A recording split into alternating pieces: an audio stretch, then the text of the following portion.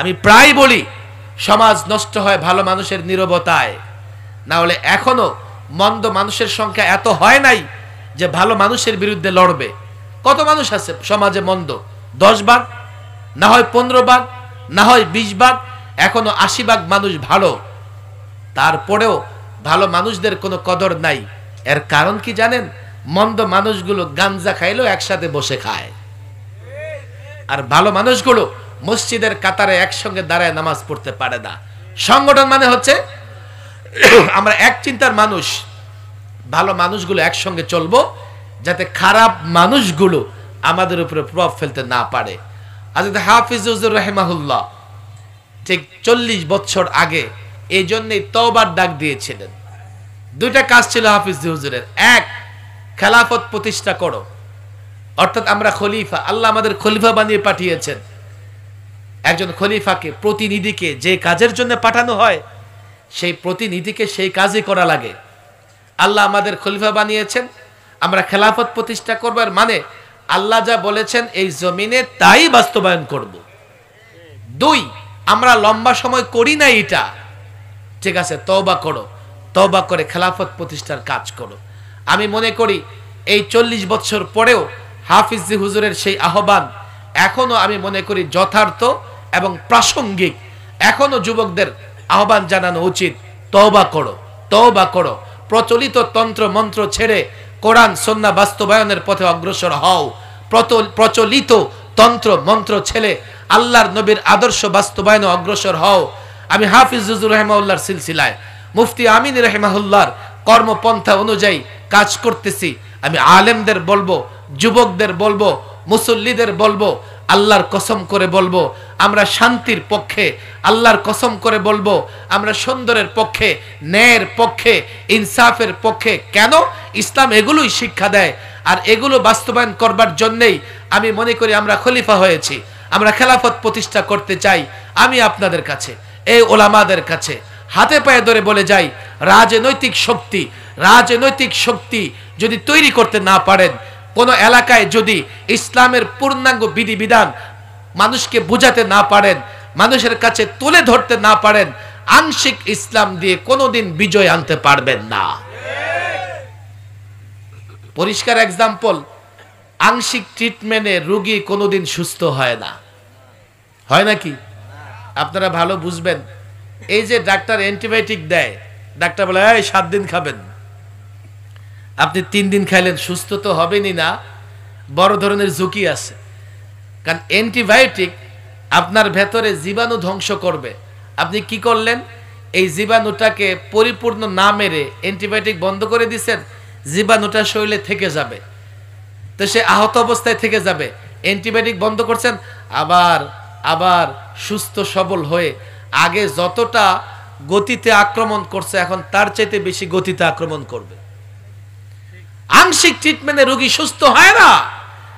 আংশিক ইসলাম দিয়ে বিজয় আসবে না, আসবে না, আসবে না। পূর্ণাঙ্গ ইসলাম ধরতে হবে। 24 ঘন্টা ইসলাম মানতে হবে। কেন মানবেন না? আমি গোটা শিক্ষিত সমাজকে চ্যালেঞ্জ করি, আপনাদের সামনে না, কলেজ ইউনিভার্সিটিতে চ্যালেঞ্জ করেছি যে ইসলাম যা দিয়েছে, ব্যক্তি জীবন, সমাজ জীবন, রাষ্ট্র জীবন, যে ফর্মুলা ইসলাম দিয়েছে বেস্ট এবং সুন্দর, এর চাইতে উৎকৃষ্ট ফর্মুলা বিধিবিধান আর কেউ দিতে পারবে না। তাহলে ইসলাম মানতে সমস্যা কোথায়? এখন প্রোগ্রামের মৌসুম না, আপনাদের হয়তো কষ্ট হবে, গরম লাগতেছে। আসলে মৌসুমে ওলামাদের একত্রিত করে প্রোগ্রাম করাও যায় না। আজকে যে সমস্ত ওলামা একরাম এখানে আসতেছেন, ওনারা এখনই বিজি, দেখেন 2-3টা করে প্রোগ্রাম করে। যদি শীতের মৌসুম আসে তো কোথায় খুঁজে পাবেন? হয় ঘুমে, না হয় মাহফিলে, অন্য কোথাও তালাশ করেও পাবেন না। এই জন্য এই এলাকায় এত বড় আয়োজন হচ্ছে, যদি আমরা না আসি আল্লাহ পাকের শুকরিয়া আদায় করা হবে না। আল্লাহ আমাদের যাদেরকে আসার তৌফিক দিয়েছেন সকলেই অন্তর থেকে কালিমাত শুকর উচ্চারণ করি, বলি আলহামদুলিল্লাহ, আল্লাহু আকবার, আওয়াজ করে, চিৎকার করে। তাকবীর ধ্বনি জোরে হয় না আসতে হয়? যতদূর যায় শয়তান থাকতে পারে। শায়াতিন মিনাল জিন্নি ওয়াল ইনস, শুধু শয়তানের চেলা চামুন্ডা, শুধু শয়তানের চেলা চামুন্ডা নয়, মানুষের চেলা চামুন্ডার মধ্য থেকেও শয়তান আছে। সব শয়তান দূর হয়ে যাবে তাকবীর ঠিক মতো দিতে পারলে। আল্লাহু আকবার। মাশাআল্লাহ, বড় দামি এলাকা। এখন এটা আমি আসতেছিলাম আর চিন্তা করতেছিলাম, ঠিক সেই 90-এর দশকে আমার বাড়ি রাস্তা দিয়া কুমিল্লা হোমনা যাতায়াতের পথে এই কাশপুর ব্রিজে যাওয়ার আশেপাশে দুই ধারে অনেক ওই যে বেদে ফ্যামিলি দেখা যাইত। আমি বললাম যে আমি তো এখন অনেক দেখছি, মনে আছে? হুজুর এখনো আছে, আছে নাকি? তাই এই এলাকাটা এক ধরনের একটা পরিত্যক্ত এলাকার মতো ছিল। মাশাআল্লাহ, এখন কোন সুন্দর এলাকা। এবং ঢাকার এত কাছাকাছি যদি এলাকাটা একটা পরিকল্পনা নিয়ে গড়ে ওঠে, তো গুলশান বনানীর চাইতে উন্নত হবে। 0 পয়েন্ট থেকে গুলশান বনানী যাইতে যত সময় লাগে, এর অর্ধেক সময় কাশপুর আসা যাবে। তাহলে এই যে এত সুন্দর একটা এলাকা,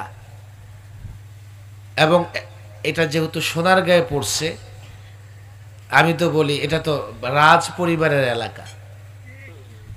এই সোনারগাঁ বাংলাদেশের রাজধানী ছিল লম্বা সময়। বাংলাদেশ না, এটা বাংলাদেশ বললে ভুল হবে, ত্রিপুরা, অর্থাৎ এই বঙ্গের রাজধানী ছিল সোনারগাঁ। কয়েকশো বৎসর যদি এটা রাজধানী থাকে, তো রাজা না হয় মন্ত্রী না হয় রাজদরবারের লোকজন তো বসবাস করছে আশেপাশে। তাহলে এই এলাকার লোকজনের ভেতরে রাজ পরিবার এমন একটা স্বভাব চরিত্র থাকাটা স্বাভাবিক। আর এটার একটা প্রমাণও আমি পাই। এই এলাকার বিশেষ করে নারায়ণগঞ্জের লোকদের ভেতরে সোনারগাঁয়ের লোকজন সবচাইতে বেশি ভদ্র। আমার মনে আছে আজ থেকে 20-30 বছর আগেও ঢাকায় যে কোনো দিনই আন্দোলন কর্মসূচিতে আমি সোনারগাঁয়ের লোকদেরকে আগে দেখতাম। আমি জানি না এখানে আপনারা কেউ আসেন কিনা। আল্লামা মুফতি আমিন রহিমাহুল্লাহ কোন কর্মসূচি ডাক দিলে সবার আগে প্রোগ্রাম দিতেন সোনারগাঁয়ে। তখন এই কাশপুর এলাকা সেভাবে তৈরি হয় নাই, হয়তো গ্রাম ছিল কোথাও কোথাও। বড় সুন্দর একটা এলাকা হইছে। পরিকল্পনা নিয়ে যদি এলাকা ঘরে উঠে, আপনারা রাস্তায় উঠবেন তো 10-12 মিনিটে চলে যাবেন কোথায়? Motijheel, 0 point, Baitul Mukarram, high court, supreme court, Dhaka university, সব আপনাদের থেকে কাছে। বড় সুন্দর এলাকা। এই জন্যে আমার বড় আকাঙ্ক্ষা ছিল এখানে আমি একটা দ্বীনি প্রতিষ্ঠান বানাবো। আপনাদের কষ্ট হচ্ছে না তো? আমার পরে কিন্তু 2জন বড় মাপের বক্তা আছে। আমি আসলে সেই মাপের বক্তাও না।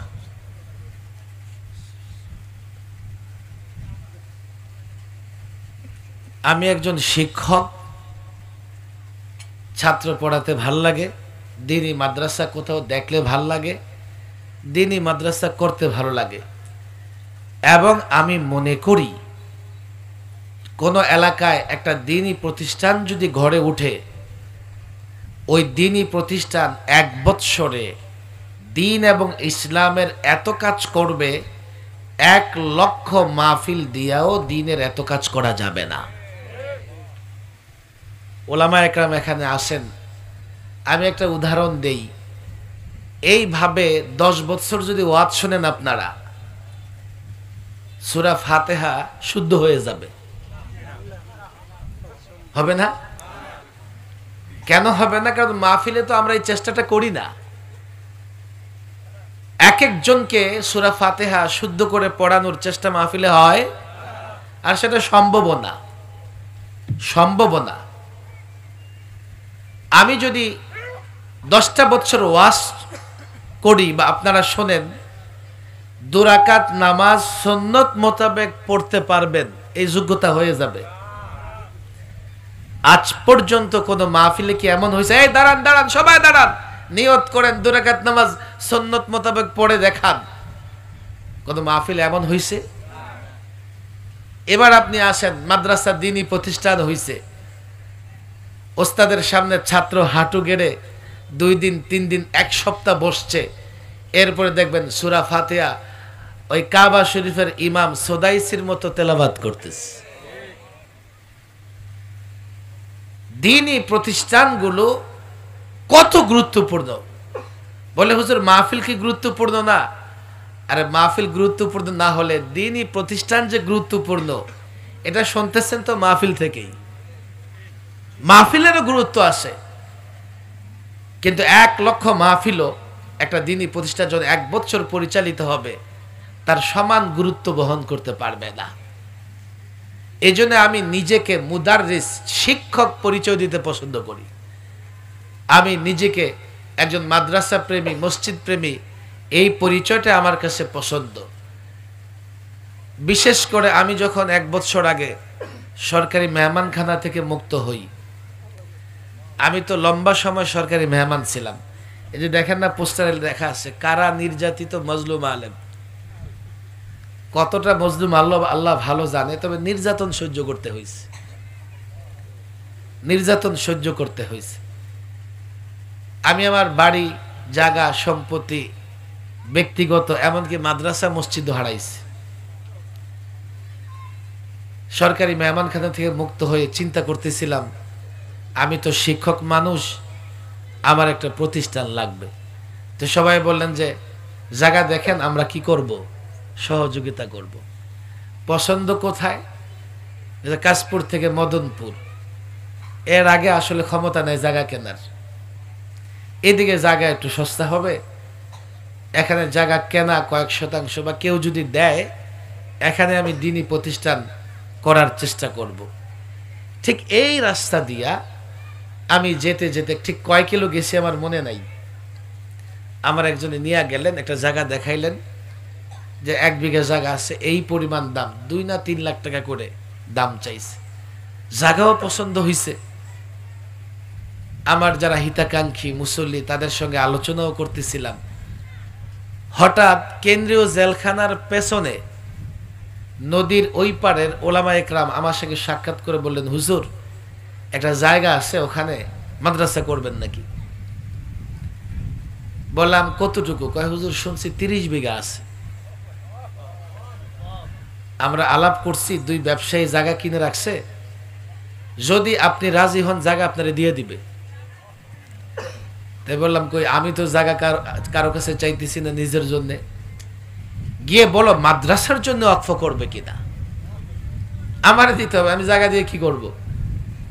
খবর নিয়ে আসছে মাদ্রাসার জন্য ওয়াকফ করে দেবে। আব্দুল্লাহপুরের 2 জোড়া ব্রিজ পার হইয়া কুচিয়ামোড়া কলেজ গেট থেকে একটু ভিতরের দিকে গেলেই জায়গাটা। আমার তো জায়গা খুব পছন্দ হয়েছে, মনে হয় যে রিসোর্টের মতো। এরপরে আসলে আর এদিকে ওদিকে জায়গা খোঁজা বন্ধ হয়ে গেছে।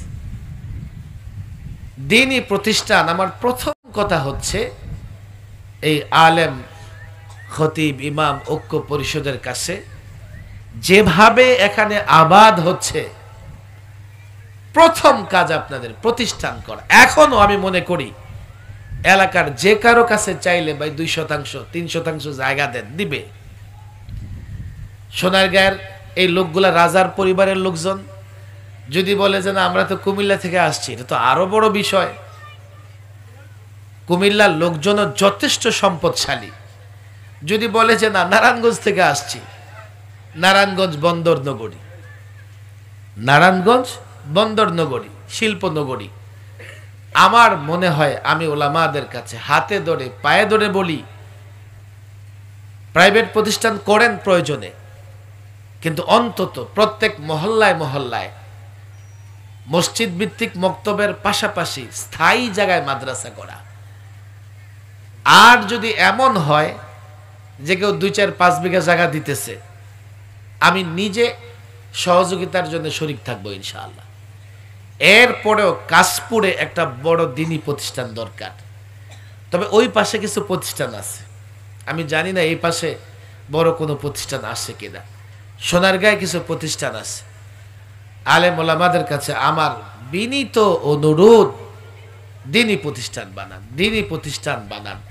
প্রত্যেকটা মুসলমান চায় তার সন্তান কোরআন পড়ুক বিশুদ্ধভাবে, নামাজ ঠিক মতো পড়তে পারুক, তার সন্তান বেহায়াপনায় জড়িত না হোক, তার সন্তান অশ্লীল কাজে জড়িত না হোক। প্রত্যেকটা মা বাবা চায়। দু চারটা ফ্যামিলি এমন থাকতে পারে যারা সন্তানের ভবিষ্যৎ নিয়ে ভাবে না, কিন্তু আমি জানি, আমি দেশের মানুষের নার্ভ টাচ করে দেখেছি। প্রত্যেকটা মুসলমান চায় তার ছেলে নামাজ পড়বে, রোজা রাখবে, তেলাওয়াত করবে, ভদ্র হবে, সভ্য হবে। না হলে আমরা বাঁচতাম না। ওই 15 পরে আমাদেরকে পাঠাই দিত কোনো না কোনো দেশে। কিন্তু তারা জানে আমরা যে কথা বলতেছি, আমার হাতে যে হাত কড়া পড়ায়, সেও জানে সাগত সাহেব বলতেছে যা সঠিক। আমি চাকরি বাঁচানোর জন্য তার হাতে হাত কড়া পড়াইতেছি। একবার হাত কড়া পড়ায় 10 বার মাফও চাইছে। রিমান্ডে 1 ঘন্টা জিজ্ঞাসাবাদ করে, এরপর আবার 2 ঘন্টা ধরে বসে বসে মাফও চাইছে। আমরা যে দায়িত্ব নিয়ে কথা বলছি, রিস্ক নিয়ে কথা বলছি, আমরা জানি। হ্যাঁ, আমাদের নামে নানা রকমের উল্টাপাল্টা ছড়ানো হয়, নানা ধরনের। কখনো জঙ্গিবাদের সঙ্গে মিলানো হয়, কখনো সন্ত্রাসবাদের সঙ্গে মিলানো হয়, কখনো আমাদেরকে বলে শান্তি শৃঙ্খলা আমরা নাকি বিঘ্ন ঘটাই। নানা রকমের অভিযোগ আমাদের বিরুদ্ধে আনে। যারা অভিযোগ আনে তারাও জানে। আমি একথা বলছি না যে ওলামা একরাম নিষ্পাপ। নিষ্পাপ তো নবী রাসূলগণ। মানুষ হিসেবে আমার দ্বারাও গুনাহ হতে পারে, মানুষ হিসেবে আমার দ্বারাও অনৈতিক কাজ হতে পারে। আমি শয়তানের ধোঁকা ওয়াসওয়াসা থেকে নিরাপদ নই, হতে পারে। কিন্তু আলেমদের উপরে টর্চারের মূল উদ্দেশ্য ছিল আপনাদের কাছ থেকে আলেমকে বিচ্ছিন্ন করে দেওয়া। কেন? সাধারণ জনগণ থেকে যদি আলেমকে বিচ্ছিন্ন করা হয়, কোরআন ঠিক মতো পড়তে পারে না, তরজমা তাফসির কোত্থেকে জানবে? হাদিস কি জিনিস বুঝে না, কি করে দিনের উপর আমল করবে? যদি আলেম থেকে সাধারণ মানুষ বিচ্ছিন্ন হয়ে যায়, ঈমান হেফাজত করতে পারবে না। আর এই ষড়যন্ত্র তো নতুন না, চলছে, শুরু থেকে ষড়যন্ত্র চলছে। তাফসীরের কিতাবে এমন এক ঘটনা আসছে, এই যে আমাদের এখানে অনেক যুবকরা আছে, আলেমদের খুব পছন্দ করে। এক যুবক আলেমের সঙ্গে সম্পর্ক রাখে, আর আলেম থেকে জিজ্ঞেস করে করে দিনের উপরে চলার চেষ্টা করে। ইবলিস বলে, খাইছে আমারে। এই যুবকরা মাদ্রাসায় পড়তে দেয় নাই, এই যুবকরা দিন শিখতে দেয় নাই, এখন ওই মৌলবীর পিছনে পড়ছে। জিজ্ঞেস করে করে দিনের উপর চলতেছে। থামা ওরে, এই সম্পর্ক ছিন্ন করে দে। মিটিংয়ে, শয়তানদের মিটিংয়ে আলোচনা করতেছে। যাও, তোমাদের কয়েকজনকে দায়িত্ব দিলাম, ওই মৌলবী সাহেব থেকে যুবকের সম্পর্ক ছিন্ন করে দাও। ওরা গেছে, বহু চেষ্টা করছে, মগর সম্পর্ক ছিন্ন হয় না। কেন? যুবক আলেমকে ভালোবাসে আল্লাহর জন্যে, আর আলেম ও যুবকের সঙ্গে সম্পর্ক রাখে আল্লাহর জন্য। এমন সম্পর্ক যদি হয়, সেই সম্পর্ক নষ্ট করা যায় না, ছিন্ন করা যায় না। ইবলিস ওদেরকে তিরস্কার ভৎসনা করে দায়িত্ব নিজেই নিছে যে আমি এই যুবক আলেমের মধ্যে সম্পর্ক ছিন্ন করে দেব, থামো তোমরা, আমি যাই। এবার গিয়া যুবকরা ওয়াসওয়াসা দিতেছে, কুমন্ত্রণা দিতেছে, আরে যুবক, এই মৌলবী সাহেব এটা সেটা বলে তো তোমার মাথা নষ্ট করতেছে। কি বলে মৌলবী সাহেব? আল্লাহ সব করে, এই জন্য আল্লাহর গোলামি করা লাগবে, নামাজ পড়া লাগবে, এই করা লাগবে, সেই করা লাগবে, সব তোমাকে নষ্ট করতেছে। তোমার আল্লাহ সব পারে? যুবক, হ্যাঁ পারে। আচ্ছা তাহলে বলো দেখি, তোমার আল্লাহ একটা আন্ডা, একটা ডিমের ভেতরে গোটা পৃথিবী ঢুকাই দিতে পারবে কি? প্রশ্ন কত জটিল দেখেন। একটা ডিমের ভেতরে তোমার আল্লাহ গোটা পৃথিবী ঢুকাইয়া দিতে পারবে কি? যুবক চিন্তায় পড়ে গেছে, গোটা পৃথিবী, বাংলাদেশটাই তো ডিমের ভেতরে ঢুকবে না। আরে বাংলাদেশ কি, নারায়ণগঞ্জ জেলাটা ঢুকানো যাবে না, নারায়ণগঞ্জ জেলাকে, সোনারগাঁ থানাটাও ঢুকবে না। থানা তো দূরের কথা, কাশপুরটা ডিমের ভেতরে ঢুকানো যাবে না, কাশপুর তো দূরের কথা, এই মাঠ ঢুকবে না, মাঠের একটা মানুষ ঢুকানো যাবে না, একটা হাত মুষ্টিও ডিমের ভেতরে ঢুকবে না। তাহলে আল্লাহ গোটা পৃথিবীকে কি করে ডিমের ভেতরে ঢুকাবেন? আল্লাহর শক্তিমত্তার দিকে তার দৃষ্টি না গিয়ে তার দৃষ্টি চলে গেছে ডিমের দিকে। এটা কি করে সম্ভব? ইবলিস কয় কাজ হয়ে গেছে। আল্লাহর শক্তি সম্পর্কে তোমার মনে সন্দেহ সৃষ্টি হয়ে গেছে, আর আল্লাহর কুদরত, আল্লাহর শক্তি সম্পর্কে সন্দেহ তৈরি হলে ঈমান থাকে? যাও, এবার গেছে আলেমের কাছে, এই মৌলভী সাহেব শুধু শুধু যুবকদের মাথা নষ্ট করতেছে। একটা বড় অভিযোগ আমার বিরুদ্ধে ছিল কি জানেন? আমি বলে যুবকদের মগজ ধোলাই করি। আল্লাহ জানে ওরা এই কথা কোত্থেকে পাইছে। নিঃসন্দেহে আমার মতো কোন মৌলবী হয়তো বা এটা দিছে, সাগত সাহেবের ধরেন, ওই তো যুবকদের মাথা মগজ ধোলাই করে ফেললো। তাহলে 15 থেকে তো আমি নিষিদ্ধ হওয়ার কথা না, আমি তো শিক্ষক, মাঠে ময়দানে যা প্রোগ্রাম করি, দাওয়াত তাবলীগের বয়ান করি, আমি নাকি যুবকদের মাথা মগজ ধোলাই করি। আমি অবাক হয়েছি, ওদের মুখে শব্দ শুই না, তোমরা এই শব্দ করতে গাও, সাধারণ মানুষ। আল্লাহ মাফ করুন, এই মৌলভী সাহেব যুবকদের মাথা মগজ ধোলাই করতেছো, এসব উল্টাপাল্টা কি বলো? সব আল্লাহ করে, আল্লাহ সব পারে, আল্লাহর গোলামি করতে হবে, এই জন্যে তোমার আল্লাহ কি ডিমের ভেতরে গোটা পৃথিবী ঢুকাইতে পারবে? যখনই বলছে তোমার আল্লাহ, মৌলভী সাহেব বুঝে গেছে এটা মিস্টার ইবলিস। আল্লাহ তোমার, আল্লাহ আমার একা এমন তো না, আমাদের সবার আল্লাহ। অনেক যুবক আছে আমাদেরকে বলে, হুজুর আপনার ইসলামে কি এটা আছে? আরে খুব পোড়া কপাল যুবক, ইসলাম কি আমার বাবার সম্পত্তি? ইসলামে আমার যতটা অধিকার আছে তোমারও ততটা আছে। আমার ইসলামে আছে কি না এই শয়তান সুস্থ মস্তিষ্কের যুবক এই প্রশ্ন করতে পারে না, শয়তান শিখায়া দেয়। এখন আলেম মাথা নাড়ছে, হা পারবে। ইবলিস এখন নিজে মাথায় হাত দিয়ে কয়, দেখো মৌলবীর মাথা নষ্ট হয়ে গেছে, ডিমের ভেতর বলে গোটা পৃথিবী ঢুকবে। এমন একদল মানুষ আছে আমাদের কথা না বুঝবার কারণে আমাদের পিছনে লেগে থাকে। মুফতি আমিন রহিমাহুল্লাহ এক ঘটনা বলতেন, এমন এক ব্যক্তির কাছে আলেম ওলামা পছন্দ না, সে গেছে মাদ্রাসায়। মাদ্রাসায় গিয়া দেখে হাউজের পারে বসে একজন ছাত্র উজু করতেছে। তার তো মাথা গরম হয়ে গেছে, এই মৌলবী হাউজের পারে কি করো? কি করি দেখতেছেন না, উজু করি। হ্যাঁ উজু তো করবাই, কাম কি আছে আর? মোল্লার দৌড়, মসজিদ পর্যন্ত, উজু করো, যাও মসজিদে যাও। আচ্ছা বলো দেখি হাউজে কয় বালতি পানি আছে? বলেন দেখি, কে কার বাড়ির হাউজে কয় বালতি পানি আছে গুনছে?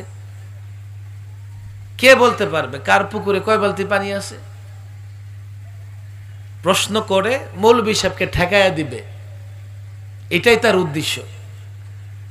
আমি একটা সময় 12, 13, 14-তে টেলিভিশনে খুব প্রোগ্রাম করতাম, টেলিভিশন টক শো, নানান প্রতিযোগিতায়। আমার একবার এক অভিনেত্রী, তার সঙ্গে এক টক শোতে, সে আমার বলতেছে, হুজুর আপনি তো ইসলাম প্রতিষ্ঠা করবেন, তো ইসলাম প্রতিষ্ঠা পড়লে আমাগো সিনেমার কি হবে? আমাগো কি বোরকা পরাই দিবেন? ইসলাম প্রতিষ্ঠা হয়ে গেল, আমরা অভিনয় কেমনে করুম? বোরকা পরায় অভিনয় করাবেন? আমি কি, না না না না, তোমরা তোমাদেরটা করো। হুজুর এই তো আপনি মডার্ন হুজুর, আমি বললাম বাকিটাও শোনো। আমরা ইসলাম প্রতিষ্ঠা করে যুবকদের বুঝাইয়া দিব এসব নাটক সিনেমা যুবকদের চরিত্র ধ্বংস করবে। যুবকরা সিনেমা হলে যাওয়া বন্ধ করে দিবে, সিনেমা হলের মালিকরা দেখবে ইনকাম নাই, সিনেমা হল বন্ধ করে দিবে। সিনেমা হল বন্ধ করে দিলে প্রযোজকরা দেখবে টাকা আসে না, তোমাদের টাকা কমাইয়া দিবে, তখন তোমরা বাধ্য হইয়া গার্মেন্টসের চাকরি নিয়ে নিবা।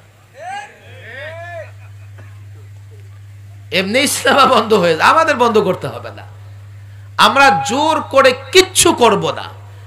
আর জোর করে তো ইসলাম প্রচারও করা যায় না, ইসলাম প্রতিষ্ঠাও করা যায় না।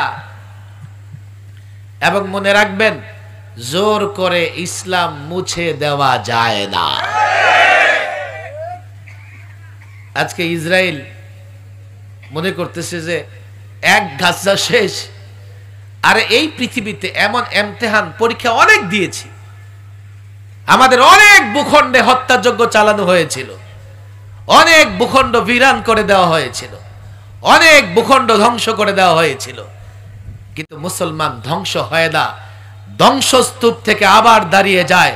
আমি আল্লাহর কসম করে বলি, এই গাজ্জার মাটি থেকে মুসলমানদের আবার উত্থান হবে, তারাই ইহুদিদের নাম নিশানা মুছে দেবে। জোর করে ইসলাম প্রতিষ্ঠা করি না, করা যায় না, করতে চাইও না। কত রকমের প্রশ্ন করে আমারে ঠেকাইয়া দিবে। মৌলভী সাহেবের প্রশ্ন করছে, ঠেকাই দেওয়া যায় কিনা। যখন মৌলভী সাহেব বলবে আমি জানি না, তো এই তো বলি আপনাদের দৌড় মসজিদ পর্যন্ত, জানেনটা কি?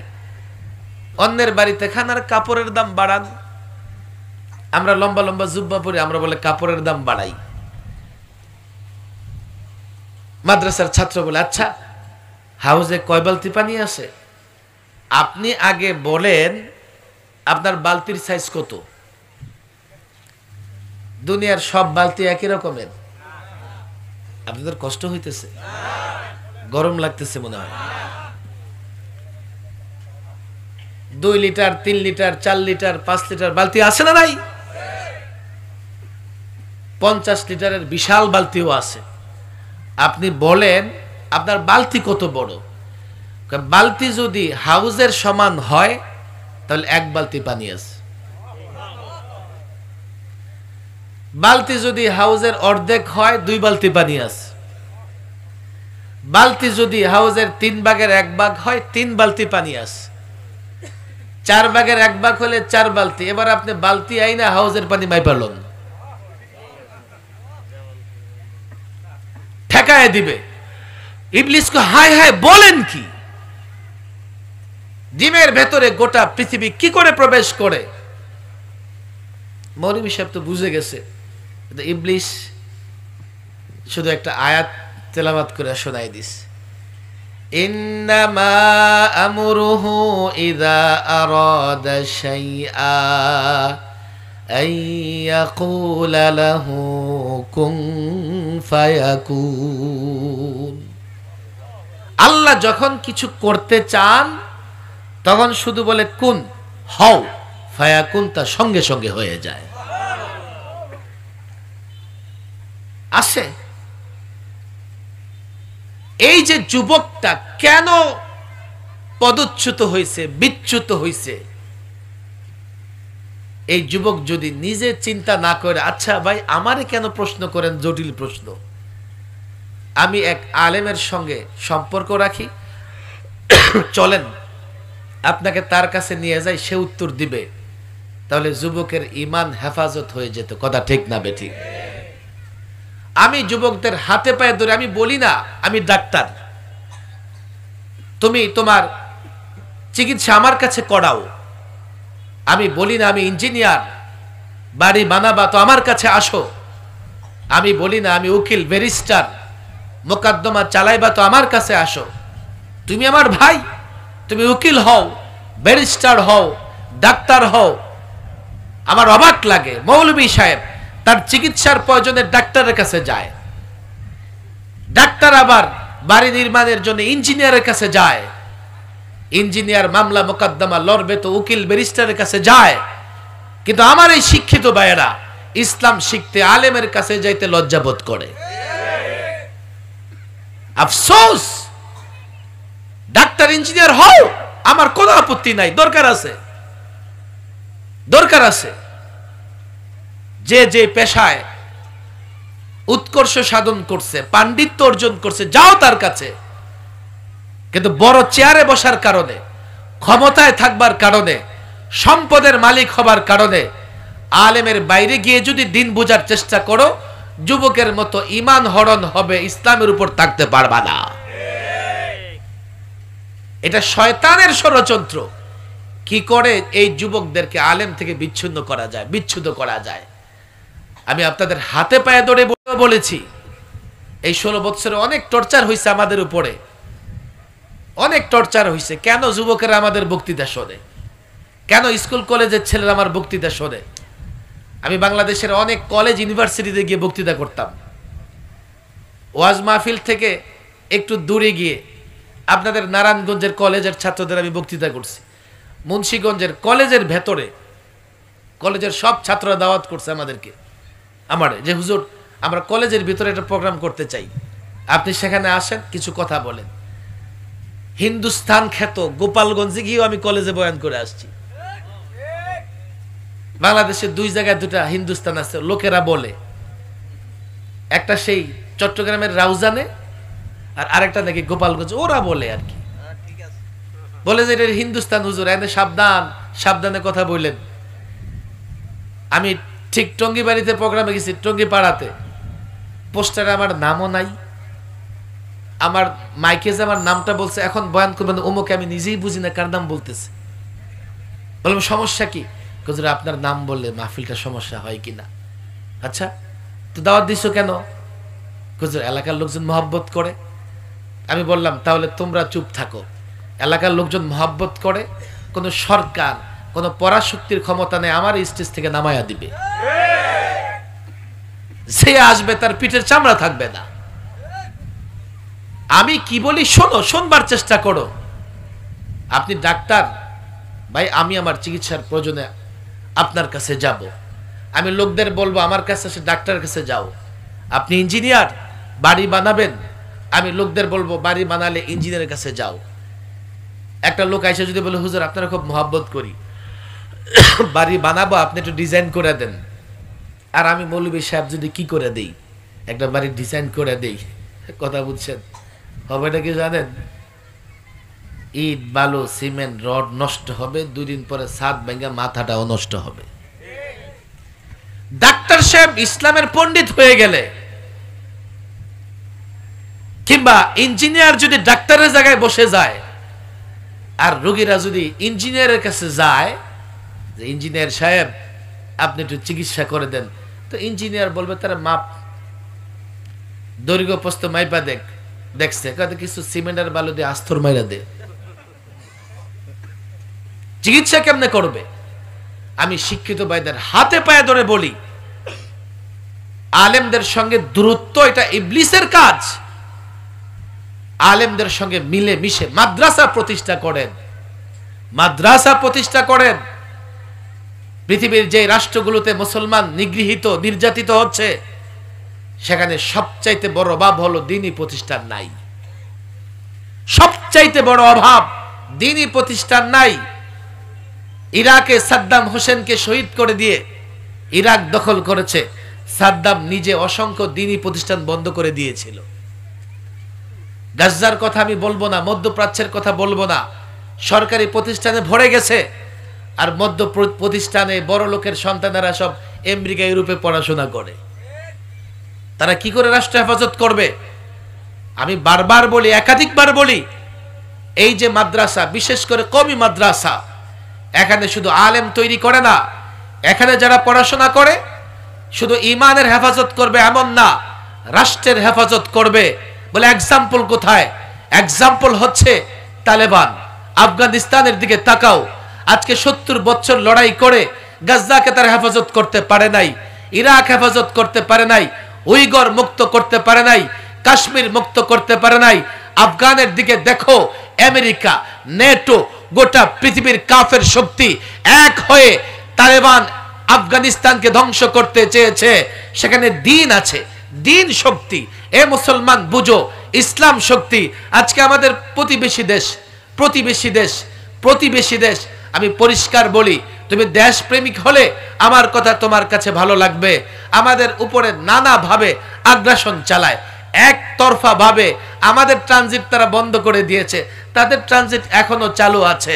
আমাদের পানি বর্ষা মৌসুমে পানি ছেড়ে আমাদের বন্যায় ভাসিয়ে দেয়, আবার যখন পানির দরকার পানি বন্ধ করে রেখে আমাদের মরুভূমিতে পরিণত করে।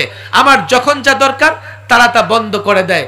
আজকে ওয়াকফ আইন বাতিল করে 5 লক্ষ মুসলমানদের ওয়াকফ সম্পত্তি তারা দখল করতেছে, মাদ্রাসা ভাঙতেছে, মসজিদ ভাঙতেছে, বাবরি মসজিদ শহীদ করতেছে। এরপরে কি বুঝো না, এই প্রতিবেশী রাষ্ট্র আমি যতই তাকে বন্ধু বলি না কেন, এই প্রতিবেশী রাষ্ট্র আমি যতই তাকে আপন মনে করি না কেন, তারা হিন্দুত্ববাদে বিশ্বাসী, উগ্রতায় বিশ্বাসী, টেররিস্টে বিশ্বাসী, টেরোরিজমে বিশ্বাসী। তারা কখনোই আমাদের আপন হবে না। আমরা যতই তাদের আপন করতে যাই, তাদের মনোভাব ভিন্ন। বাংলাদেশে আগ্রাসন চালাবে, এই ভূখণ্ডকে দখল করবে, এই ভূখণ্ডের মানুষদের গোলাম বানাবে। তুমি কি করে লড়াই করবে? ইমানের শক্তিতে যদি বলিয়ান না হতে পারো, তুমি কি করে লড়াই করবে? যারা বস্তুবাদী তারা কি করে হিসাব মেলাবে? তারা মনে করবে এতে ভালো লড়াই বাদ দিয়ে তাদের গোলাম হয়ে যায়, লড়াই বাদ দিয়ে তাদের তাবেদার হয়ে যায়। তারা লড়াই করতে পারবে না। তারা হিসাব করবে আমার দেশের নাগরিক 18 কোটি, তাদের 150 কোটি। আমার সেনাবাহিনীর সদস্য সামান্য কয়েকজন, আর তারা সংখ্যায় কত? আমার অ্যাটম বোমা তো দূরের কথা, মিসাইল পর্যন্ত নাই। তাদের অ্যাটম বোমা আছে, তাদের কাছে অত্যাধুনিক অস্ত্র আছে। লড়াই তো করতে পারবো না। যদি আক্রান্ত হই তো নিঃশর্তভাবে আমরা তাদের কাছে নতজানু হয়ে যাব, দেশ হেফাজত করতে পারবো না। শোনো শোনো, মাদারসা কওমিয়া থেকে শুধুমাত্র আলেম তৈরি হয় না, মুজাহিদ তৈরি হয়, যাদের ভেতরে ঈমান আছে, ঈমানি শক্তি আছে। শুধু আফগান নয়, বাংলাদেশও যদি কখনো আক্রান্ত হয়, আল্লাহর কসম করে বলি, আলেম ওলামা তাদেরকে যারা মহব্বত করে, তাদের ডাকে যারা সাড়া দেয়, তারাও ঈমানি শক্তিতে বলিয়ান হবে। আর ঈমানি শক্তি নিয়ে যখন কাফের বেঈমানের বিরুদ্ধে ময়দানে ঝাঁপিয়ে পড়বে, আল্লাহর কসম করে বলি, পৌত্তলিক, হিন্দুত্ববাদ, ইহুদিবাদ, কাফের, মুশরিক একত্রিত হয়ে মুসলমানদের বিরুদ্ধে লড়াই করে টিকতে পারবে না।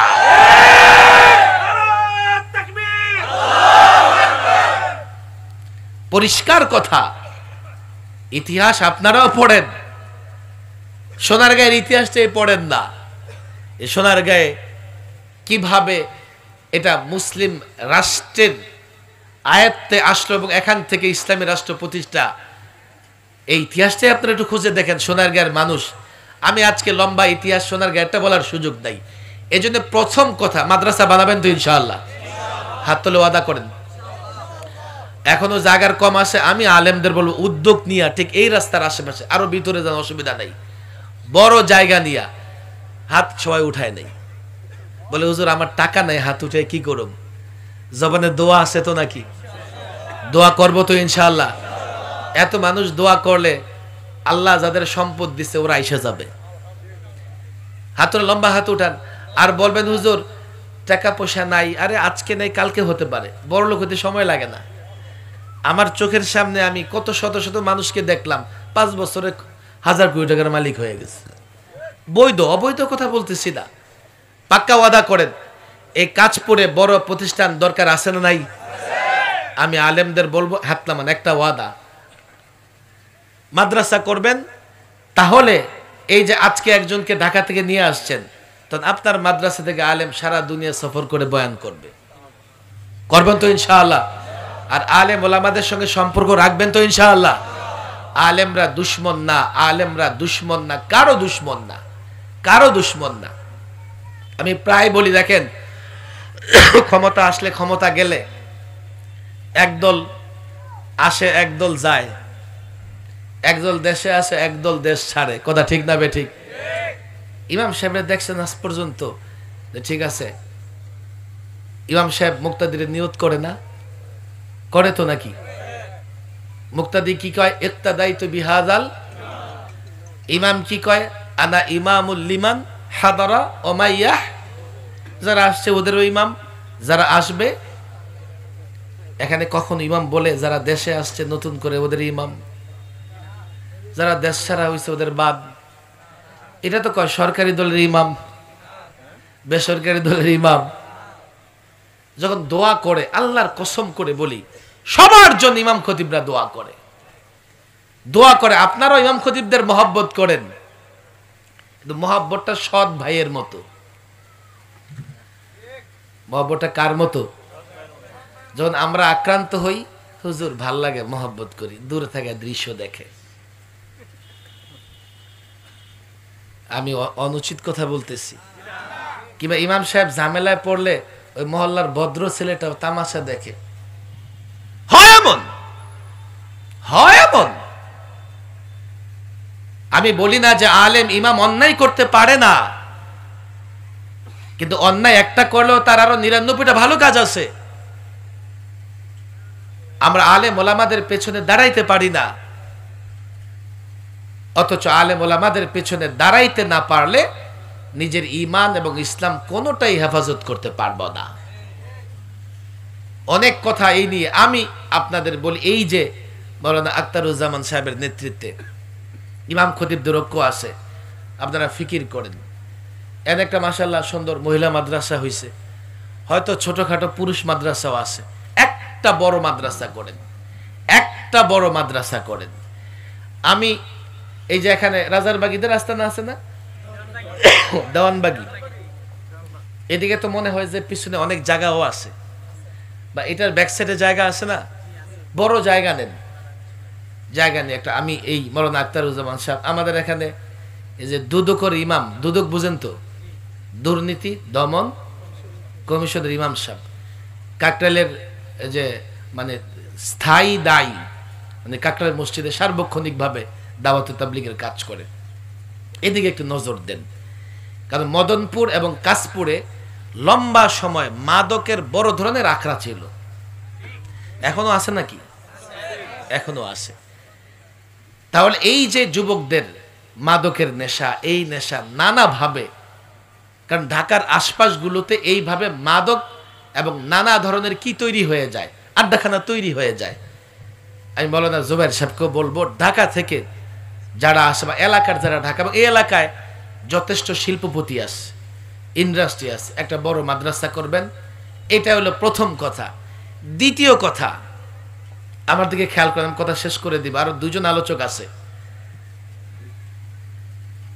আমি আকাবের আসলাফদের নমুনায় কিছু সিয়াসি কাজ করি, রাজনৈতিক কাজ করি। আপনাদের কষ্ট হচ্ছে না তো? আমার দিকে খেয়াল করেন। এতক্ষণ তো আপনাদের জন্য বললাম, আমার জন্য আমি কিছু বলি। কবে দেখা হবে, কবে আসবো জানি না। আর এই জন্যই বলি, আপনারা ঢাকার সবচেয়ে কাছে, আপনাদের শক্তি ইসলাম এবং দেশের জন্য প্রয়োজন আছে। কথা ঠিক না বেঠিক? কেউ ভুল বুঝবেন না।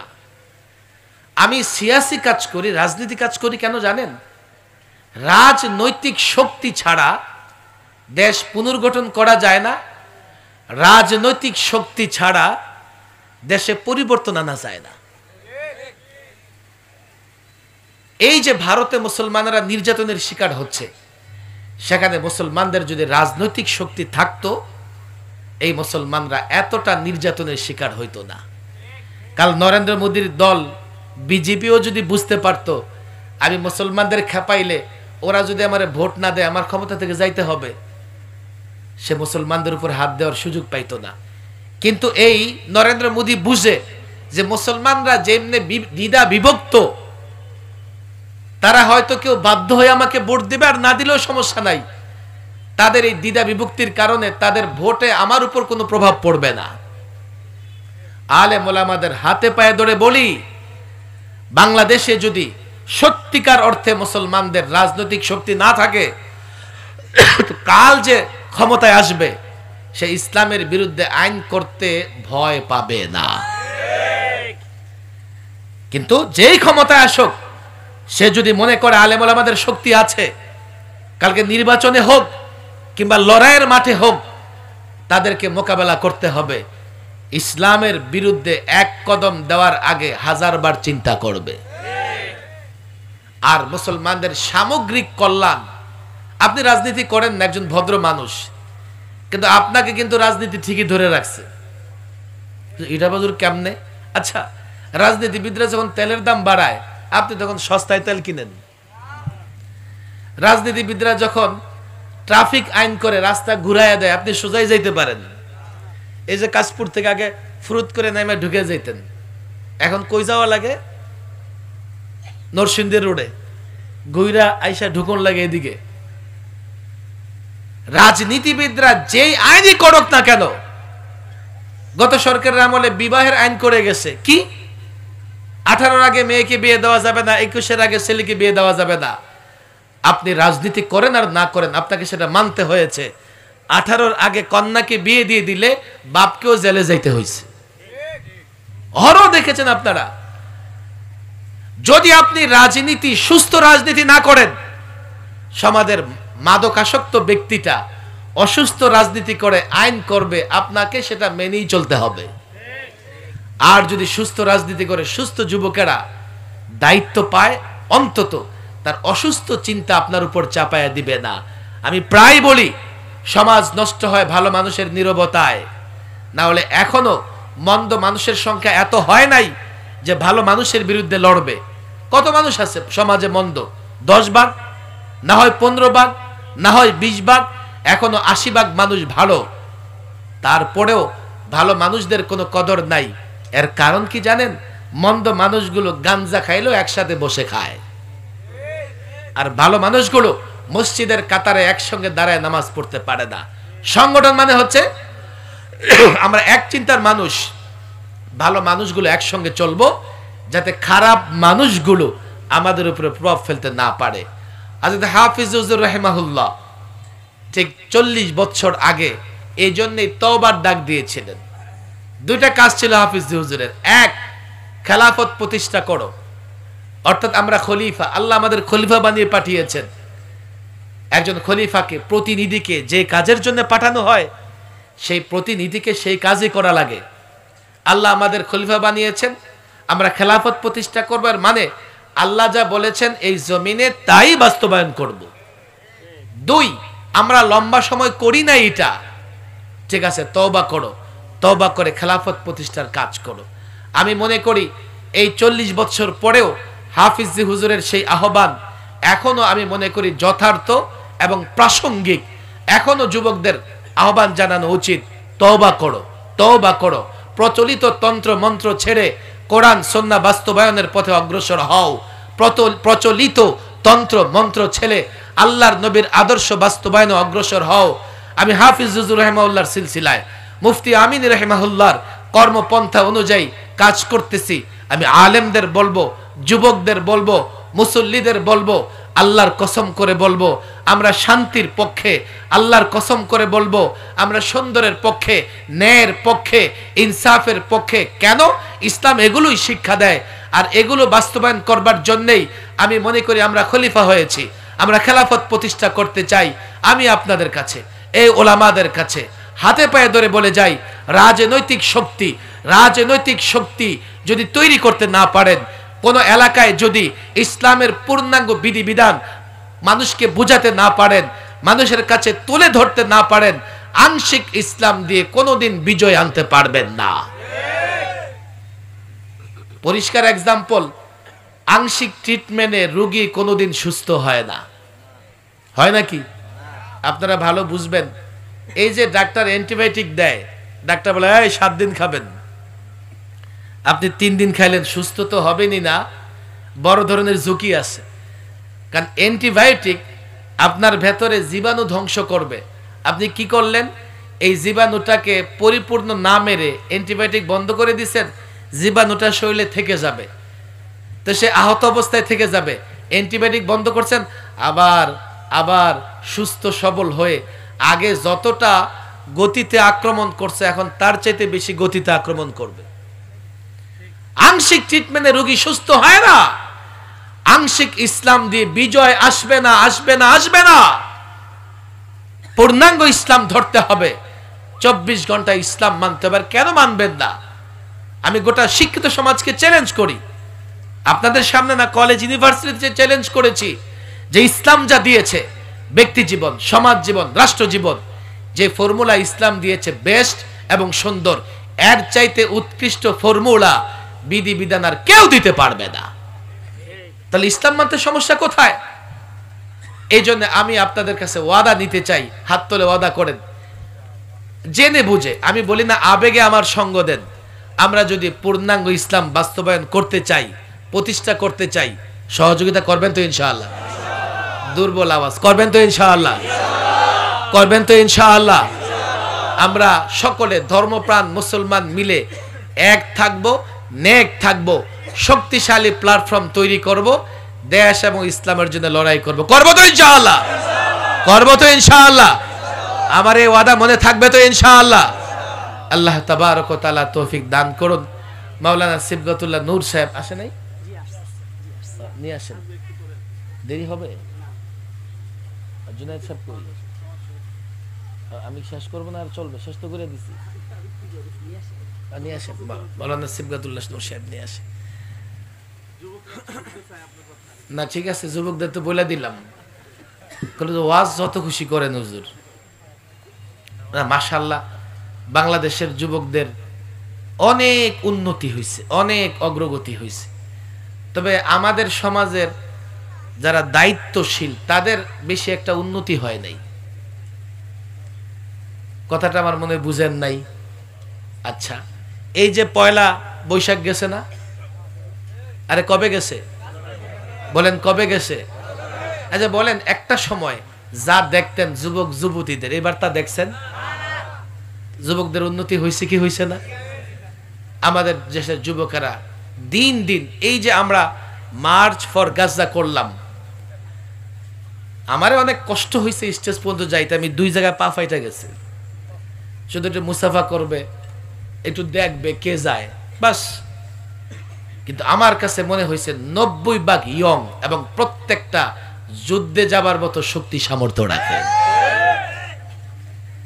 এই যুবকরা যখন ওই নাইট ক্লাব ছেড়ে, যাত্রাপালা ছেড়ে, সিনেমা ছেড়ে আলেমদের ডাকে জমা হইতেছে, ইনশাআল্লাহ এই যুবকদের হাতেই ইসলাম এবং দেশের পক্ষে বিজয় আসবে ইনশাআল্লাহ।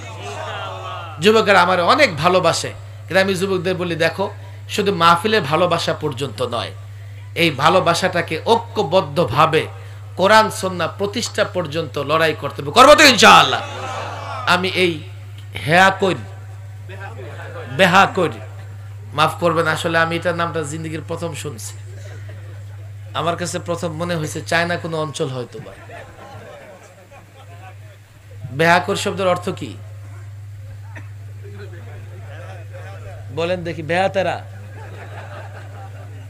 এলাকার লোকজন বেহাতারা নাকি? তাহলে এটা কি নাম রাখছেন আপনারা? যদি একটা বড় মাদ্রাসা করেন, মাদ্রাসার নাম হবে, মাদ্রাসার সাথে এলাকার নামও পরিবর্তন হবে। আমি এবার বাংলাদেশের বহু জায়গার নাম চেঞ্জ করছি, এর জন্য আমার অনেক মাসুলও দিতে হয়েছে। সিলেটে গেছি আমি একবার, ওই যে সিলেটে যাওয়ার পরে গ্রামের নাম এমন এক অদ্ভুত টাইপের গ্রামের নাম, বুঝছেন না? আমি এটা চেঞ্জ করে দিয়ে এসেছি। এরপর দিন ভারতের এক চ্যানেল, জাতীয় চ্যানেল, আমার নিয়ে বিশাল হিস্টোরি, যে উনি সব নাম চেঞ্জ করে ফেলতেছে। এই ধরনের অবস্থা। এই মাদ্রাসার নাম বেলালে, বাস বেলাল নগর হতে পারে, অসুবিধা নেই, বেলাল নগর, আখতার নগর, কত সুন্দর সুন্দর নাম হয়েছে না? আখতার নগর, বেলাল নগর, হ্যাঁ নূরপুর রাখেন, অসুবিধা কি? আচ্ছা, এইভাবে এই গ্রামের নামগুলো বলবেন। আসলে কি হুজুর, এটা কি আপনি ঠিক করতেছেন? আচ্ছা আমার দিকে তাকান। এক সময় এই বাড়িতে বাস করত শ্রীমতী দাস। কে বাস করত? তখন লোকেরা বলতো যে শ্রীমতী দাসের বাড়িতে যাই। এখন এখানে বাস করে আব্দুল্লাহ সাহেব। তো লোকেরা কি বলবে বলেন, কি বলবে? একটা সময় এই অঞ্চলে হিন্দুদের ব্যাপক উপস্থিতি ছিল। যখন দ্বিজাতি তত্ত্বের ভিত্তিতে, আমার দিকে তাকান, এই ভারত ভাগ হইছে, পাকিস্তান ভারত 2 অংশে যে ভাগ হইছে, পাকিস্তান মুসলমানদের আলাদা একটা রাষ্ট্র হবে। এই সূত্রেই পাকিস্তান হয়েছে। পাকিস্তান হয়েছে বলে এখন পরে আমরা কি হয়েছি, বাংলাদেশ হয়েছি। এখন এদেশের মালিকানা মুসলমানদের, নামগুলো সঙ্গত কারণেই মুসলমানদের নাম হবে। কথা ঠিক না বেঠিক? মালিকানা পরিবর্তন হয়েছে, এখানে তো আশ্চর্যের কিছুই নাই। এই জন্য আপনাদের বলি, বড় একটা প্রতিষ্ঠান বানাবেন, প্রতিষ্ঠানের সুন্দর নাম রাখবেন, এই মহল্লার নাম পরিবর্তন করবেন। যুবকরা আসছে, গরমের মৌসুম, লম্বা আলোচনা আসলে আমারও করার ইচ্ছা নাই। মাওলানা একজন আসেন, আরেকজন আসার পথে। এই জন্য আপনারা ধৈর্য সহকারে বসবেন। আল্লাহ তাবারক ওয়া তাআলা তৌফিক দান করেন। ও আদাগুলো মনে থাকবে তো ইনশাআল্লাহ? এক, মাদ্রাসা বানাবেন তো? বানাবেন তো ইনশাআল্লাহ? 2, ওলামাদের সঙ্গে থাকবেন তো ইনশাআল্লাহ? 3, যেই মুসলমানদের রাজনৈতিক শক্তির জন্য আমরা যে কাজ করতেছি, আমাদের সহযোগিতা করবেন তো ইনশাআল্লাহ? আল্লাহ তাবারক ওয়া তাআলা তৌফিক দান করুন। ওয়া মা তাওফীকি ইল্লা বিল্লাহ ওয়া মা আলাইনা ইল্লাল বালাগ।